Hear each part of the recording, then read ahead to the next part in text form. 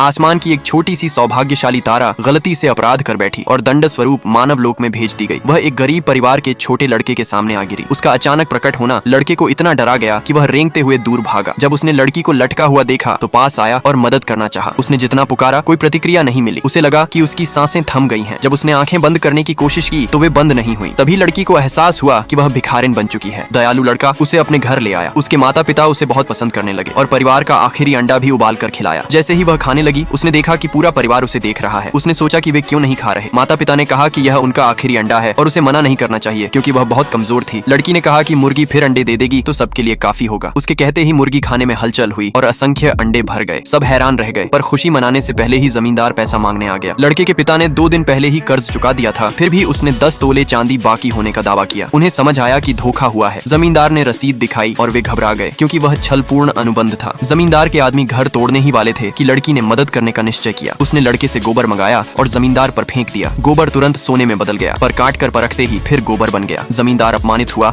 और उल्टियां करने लगा। उसने अपने लोगों को हमला करने का आदेश दिया, पर छोटी सी लड़की ने अपनी शक्ति से सबको चौंका दिया। हार मानकर जमींदार आखिरकार लौट गया। लड़के के पिता को यकीन था कि वह दोबारा आएगा और उन्होंने घर का सामान बेचकर पैसे जुटाने की सोची, मगर लड़की ने कहा कि इसकी जरूरत नहीं और कमाने का तरीका बताया। जल्द ही परिवार सड़क पर पहुंचा। लड़की ने पैसे कमाने के लिए सीने पर पत्थर तोड़ने का खतरनाक प्रदर्शन करने का निश्चय किया। ये सुनकर लड़के की मां डर गई और उसे हटाकर बेटे को बैठा दिया। बेटे की रक्षा के लिए लड़की ने गुप्त रूप से जादू कर दिया। पिता ने हथौड़ा चलाया और प्रदर्शन सफल रहा। तालियां बजीं और लोग पैसे फेंकने लगे। इसके बाद लड़का गर्व से बोला कि उसमें खास प्रतिभा है, पर जैसे ही उसने पानी पिया उसका शरीर ऐसे रिसने लगा जैसे उसमें छेद हो। वह घबरा गया और सोचने लगा कि वह मर गया है। लड़की भी इस दुर्घटना से हैरान रह गई। तभी एक रथ उनकी ओर तेजी से आया, लेकिन लड़की ने अपना जादू इस्तेमाल कर उसे रोक दिया। लोग दंग रह गए और रथ के सिपाही माफी मांगने लगे। रथ की शान देखकर मां ने सोचा कि झंझट से बचना चाहिए और बच्चों को लेकर जाना चाहा, मगर भीतर बैठी राजकुमारी ने उन्हें रोक लिया। लड़की ने देखा कि राजकुमारी का सौभाग्य छिन गया है और वह खतरे में है। उसने मदद का निश्चय किया और उसे एक जादुई गोली दी, यह कहते हुए कि जब भी तबीयत खराब लगे उसे खा ले। सिपाहियों ने लड़की को ठग समझकर भगाना चाहा, लेकिन राजकुमारी ने गोली ले ली और उसे आजमाने का फैसला किया। उसी रात राजकुमारी ने गोली खा ली और उसका भाग्य चुराने वाला दुष्ट आत्मा प्रकट हुआ ताकि उसका आखिरी सौभाग्य भी छीन ले। तभी राजकुमारी सुनहरी रोशनी से घिर गई, जिससे दुष्ट आत्मा घायल हो गया और उसका भाग्य चुराना असंभव हो गया। कुछ समय बाद जमींदार बदला लेने के लिए लड़की को पकड़ने आया ताकि उसे राजधानी के नकली लोमड़ी देवता को सौंप सके। परिवार को भगाने के लिए पिता अकेला जमींदार का सामना किया। जब लड़की ने देखा कि यह दयालु परिवार उसकी रक्षा करते हुए घायल हो रहा है तो वह क्रोधित हो गई। उसने जादू बेवजह न करने का नियम भुला दिया और इन दुष्ट लोगों को सबक सिखाने का निश्चय किया।